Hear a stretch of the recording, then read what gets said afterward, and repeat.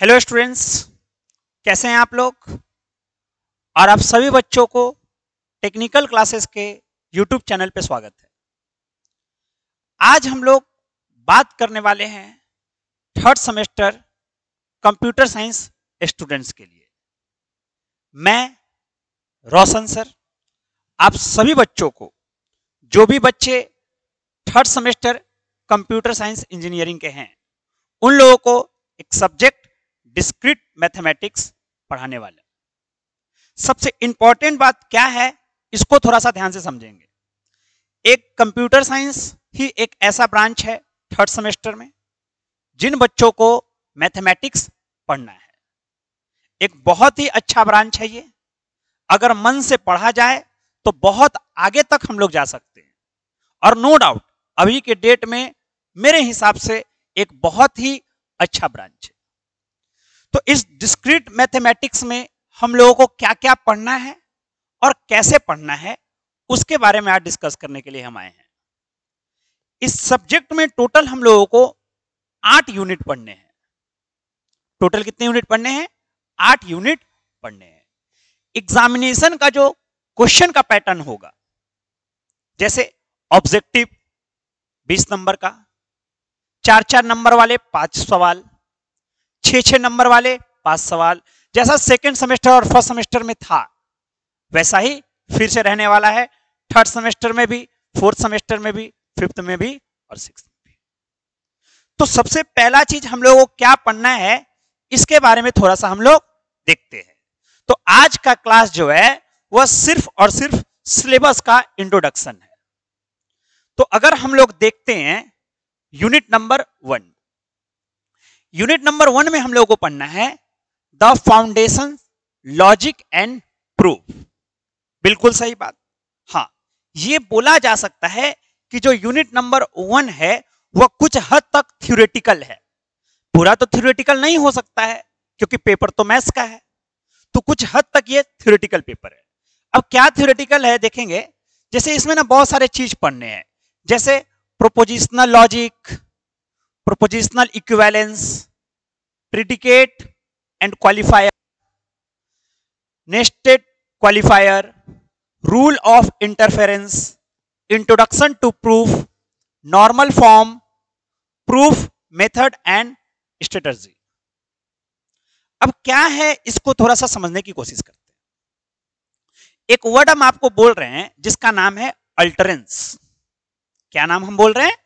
अल्टरेंस। सिर्फ बात को समझने की कोशिश करेंगे सभी प्यारे बच्चे, है ना। वहां से आपको बहुत कुछ क्लियर हो जाएगा कि हाँ क्या बात हो रही है यहाँ पे, ठीक है ना। तो वर्ड को हम यहां पर सबसे पहले लिख देते हैं UTTERANCE,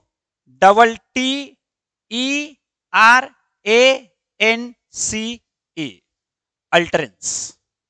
अच्छा, इस अल्टरेंस का मतलब क्या होता है? सबसे पहली बात, है ना, बोलता है अगर हम कोई भी वर्बल एक्सप्रेशन दे रहे हैं। कौन सा एक्सप्रेशन? वर्बल। वर्बल का मतलब क्या होता है? वर्बल का मतलब मौखिक, मतलब बोल के। अगर हम कुछ भी चीज बोल रहे हैं, है ना, कुछ भी चीज बोल के एक्सप्रेस कर रहे हैं, तो उसको हम लोग बोलेंगे अल्टरेंस। ठीक है भाई। अगर अल्टरेंस, अगर हम कुछ भी बोल देते हैं, कुछ भी, उसको क्या बोलेंगे? अल्टरेंस। लेकिन अगर जो हम बोल रहे हैं कुछ भी, अगर उसका कुछ मतलब निकले तो उसको हम बोल देते हैं सेंटेंस। अरे बोलने के लिए तो कुछ भी, जैसे रामी मामू, तो ये क्या है? तो ये अल्टरेंस है। व्हाट इज योर नेम, ये क्या है? अल्टरेंस है। ओपन द डोर, ये क्या है? अल्टरेंस है। लेकिन एक ऐसा अल्टरेंस जिसका कुछ मतलब आए, तो ओपन द डोर इसका कुछ मतलब आता है, व्हाट इज योर नेम इसका कुछ मतलब आता है, तो ये सब क्या हो गए? तो इनको हम बोल देंगे सेंटेंस। ठीक बात भाई, ये हो गया मेरा सेंटेंस। लेकिन मेरे दोस्त, अगर हम आपसे बोल दे कि एक ऐसा सेंटेंस जो या तो ट्रू हो या तो फॉल्स हो, ऐसे सेंटेंस को हम लोग प्रोपोजिशनल या प्रोपोजिशन या फिर स्टेटमेंट बोलते हैं। इन्हीं चीज के बारे में इस पूरे चैप्टर में हम लोगों को पढ़ना है। जैसे बिल्कुल सही बात, एक बात तो क्लियर है, ओपन द डोर, जैसे एक हम सेंटेंस उठाते हैं, क्या ये प्रोपोजिशन है? नहीं, क्योंकि प्रोपोजिशन तो उसको बोलते हैं ना जो या तो ट्रू हो या तो फॉल्स हो। बोलो क्लियर है? हाँ, सप्ताह में 7 दिन होता है, बिल्कुल ये ट्रू है। तो अगर ये ट्रू है तो इसको हम बोलेंगे कि जो सेंटेंस हम बोल रहे हैं कि सप्ताह में 7 दिन होता है वह प्रोपोजिशन है। तो ऐसा सेंटेंस जो या तो ट्रू हो या तो फॉल्स हो। अब खुद से बच्चा लोग रिप्लाई ना, एक ही क्वेश्चन पूछेंगे बस, व्हाट इज योर नेम? ये प्रोपोजिशन है या नहीं है? कमेंट करके जरूर बताइएगा। तो इस पूरे यूनिट में हम लोगों को इन्हीं सब चीजों के बारे में पढ़ना है, ठीक है? तो जैसे ही हम इतना चीज पढ़ लेते हैं तो फिर हम आगे बढ़ते हैं, तो यूनिट नंबर 2 की तरफ जाते हैं। कौन से यूनिट की तरफ हम लोग जाएंगे? यूनिट नंबर 2 की तरफ। यूनिट नंबर 2 में हम लोगों को पढ़ना है किसके बारे में? तो सेट थ्योरी के बारे में, एक बहुत ही इंपॉर्टेंट टॉपिक। क्या होता है ये सेट? तो इस सेट थ्योरी में हम लोग पढ़ेंगे कि हम क्या करेंगे ना, कि हम कुछ ऑब्जेक्ट का कलेक्शन करेंगे। कुछ ऑब्जेक्ट का कलेक्शन मतलब, और वो जो कलेक्शन करेंगे इसका मतलब समझना, जो हम ऑब्जेक्ट का कलेक्शन करने वाले हैं वो ऑब्जेक्ट अच्छे तरीके से डिफाइन होगा। तो उस जो कलेक्शन किए हैं जो ऑब्जेक्ट का, हम उसको हम लोग बोल देंगे सेट के बारे में। सेट क्या है? तो set is a collection of an well defined object which is distinct from each other. Set क्या है? तो सेट अच्छे से परिभाषित किया गया ऑब्जेक्ट का कलेक्शन है, और जो ऑब्जेक्ट का कलेक्शन करने वाले हैं वह सब ऑब्जेक्ट एक दूसरे से अलग होना चाहिए। इसी का मतलब कुछ देर पहले बोले थे, डिस्टिंक्ट फ्रॉम ईच अदर, एक दूसरे से अलग होना चाहिए। तो इसके बारे में, मतलब सेट के बारे में हम लोग इस पूरे यूनिट में पढ़ेंगे। यूनिट नंबर 2 है अपना। अच्छा, जैसे ही आगे बढ़ते हैं तो हम लोग आएंगे अपने तीसरे यूनिट में।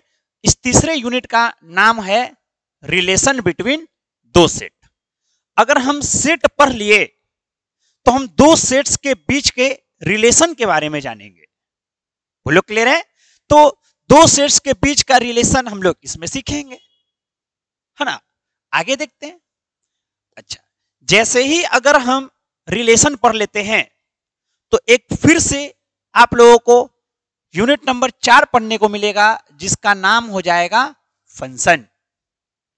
अब कॉन्सेप्ट क्या है ना मेरे दोस्त, कि अगर आप सेट नहीं पढ़े तो आपको रिलेशन अच्छे से नहीं समझ में आएगा, और रिलेशन नहीं समझ में आएगा तो फंक्शन एकदम भी नहीं समझ में आएगा। हालांकि बिल्कुल सही बात है कि आप बोलेंगे कि सर हम लोग पिछले सेमेस्टर में फंक्शन पढ़े थे तो हम तो बिना रिलेशन पढ़े हुए समझ में आ गया था। हाँ बिल्कुल आ गया होगा, इसमें कोई डाउट नहीं है, लेकिन सीक्वेंस मेरे दोस्त यही है, पहले सेट पढ़ो। क्योंकि जब मैं गणित पढ़ाता हूं ना बच्चों को, तो सबसे पहले अगर फंक्शन पढ़ाना होता है तो मैं बच्चों को पहले सेट पढ़ाता हूं। तो सीक्वेंस यही है, पहले सेट सीखो, फिर रिलेशन सीखो, और उसके बाद फंक्शन की तरफ बढ़ो। और फंक्शन में हम लोग फिर से डोमेन, कोडोमेन, रेंज, इन सब चीजों के बारे में पढ़ने वाले हैं। ठीक है भाई, आगे बढ़ते हैं।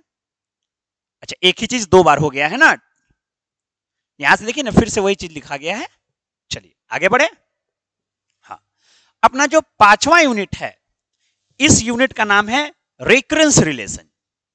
इससे क्या है ना सवाल में, कि यही एक पहला सवाल आता है ना जो 6 नंबर का होता है।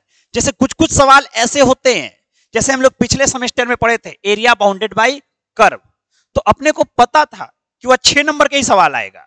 तो उसी का ये भी रूप है, इससे जो सवाल आएंगे ना वो 6 ही नंबर के आएंगे। इसमें हम लोगों को डेफिनेशन पढ़ना है, इसी में हम लोगों को recurrence relation with constant coefficient के बारे में जानना है। इन सब चीजों के बारे में धीरे धीरे हम लोग आगे पढ़ेंगे। हम अभी भी बोल रहे हैं, हम पूरा डिस्क्राइब नहीं कर रहे हैं, लेकिन हाँ हम लोगों को पढ़ना है और ढंग से पढ़ना है, अच्छे से पढ़ना है। ठीक है भाई, आगे बढ़ते हैं। हम लोगों को अगला जो यूनिट है, यूनिट नंबर 6, यूनिट नंबर 6 जो है वह ग्राफ थ्योरी है ना। हालांकि ये आप लोगों के लिए बिल्कुल ही नया है, बिल्कुल ही नया और बहुत ही आसान। 6 नंबर का क्वेश्चन इससे भी रिलेटेड आएगा। आसान है, टेंशन लेने वाली कोई भी बात नहीं है, सब कुछ समझ में आएगा। धीरे धीरे पढ़ेंगे, अच्छे से पढ़ेंगे। आगे बढ़ते हैं। उसके बाद हम लोग पढ़ने वाले हैं काउंटिंग। काउंटिंग में कुछ कुछ टर्म आपको दिख रहा होगा, है ना। फैक्टोरियल किसको बोलते हैं, बाइनोमियल कोएफिशिएंट किसको बोलते हैं, परमुटेशन और कॉम्बिनेशन के बारे में पढ़ेंगे, पिजन होल प्रिंसिपल पढ़ेंगे। अरे गजब का प्रिंसिपल है दोस्त, पिजन होल प्रिंसिपल, है ना। उसके बाद generation of permutation and combination पढ़ेंगे। आप तो कुछ कुछ नाम तो जान ही रहे हैं इसमें, है ना। इसी को थोड़ा सा अलग रूप में पढ़ना है, बड़े पैटर्न में पढ़ना है ना। और लास्ट जो बच्चा लोग 10th के बाद छोड़ दिया पढ़ना, तो बेसिक चीज बताने के लिए ना, हालांकि ये बहुत दूर से कहानी स्टार्ट हुई है, प्रोबेबिलिटी थ्योरी ये बहुत दूर से स्टार्ट करी गई है, लेकिन भाई देखो सैंपल स्पेस उसने बताने के लिए बोला, वो तो ऐसे भी बताना होगा। इवेंट बताने के लिए बोल रहा है, बताना होगा, लेकिन सीधे वो जंप कहां पे मार जा रहा है, तो भाई बाइनोमियल थ्योरम पे जा रहा है, रैंडम वेरिएबल के ऊपर जा रहा है। तो इन सब चीज को बताने के लिए एकदम बेसिक से पढ़ना होगा प्रोबेबिलिटी को। और इतना ही टॉपिक आप लोगों को पढ़ना है बच्चा पार्टी। इसको मन से पढ़ना है, बढ़िया से पढ़ना है। क्लियर है? कोशिश करना है अच्छा करें और हमेशा से अच्छा करें, है ना। आप लोगों के ऊपर आपके गार्जियन का बहुत पैसा इन्वेस्ट हो रहा है, तो आप अगर अपने लिए नहीं पढ़ रहे हैं ना, तो उनके लिए जरूर पढ़िए। और आपका फर्ज भी बनता है कि कोई आदमी अगर खेत में जा करके आपके लिए कमा रहा है, तो आपको, आपका जिम्मेदारी है कि उसको खेत में से बाहर निकाले और कुछ हम बढ़िया करें। ये आपके ऊपर डिपेंड करता है दोस्त, कि आप जितना बढ़िया पढ़िएगा उतना बढ़िया जगह जाइएगा। और याद रखें, कंप्यूटर साइंस ब्रांच आज के डेट में बहुत ही बढ़िया ब्रांच है। आप अगर ढंग से मेहनत कर देते हो 3 साल, तो एकदम कोई भी दिक्कत नहीं होगा। और 3 साल तो मन नहीं भटकाना है, 1 साल पार हो गया, 2 साल और बचा है, 2 साल मन भटकाना ही नहीं है, उसके बाद तो भटकाना ही है भाई, लेकिन 2 साल नहीं, नौकरी के बाद। क्लियर है? तो हम ऐसा उम्मीद करेंगे कि आप लोगों को ये सिलेबस का इंट्रोडक्शन कुछ कुछ समझ में आया होगा कि हाँ हम लोगों को क्या क्या पढ़ना है। तो आप अपने दोस्तों को भी बताएं क्लास के बारे में। जो भी क्लासेस आपके होंगे वो लाइव क्लासेस होंगे। लाइव क्लासेस का फायदा है, आपको बढ़िया से पता है, और हम लोग हमेशा से लाइव क्लास देते आ रहे हैं, ये बात भी आप लोग जान रहे हैं। ठीक है? तो हम उम्मीद करेंगे कि आप इस वीडियो को शेयर करेंगे, और जो क्वेश्चन हम पूछे थे स्टार्टिंग में उसका रिस्पांस भी कमेंट बॉक्स में देंगे। जो भी बच्चे नए हैं वो हमारे ऐप टेक्निकल क्लासेस को प्ले स्टोर से डाउनलोड कर सकते हैं और वहां से जाकर के कोर्स को परचेज कर सकते हैं। ठीक है? चलिए, तो वीडियो को जरूर शेयर करिएगा। Thank you very much.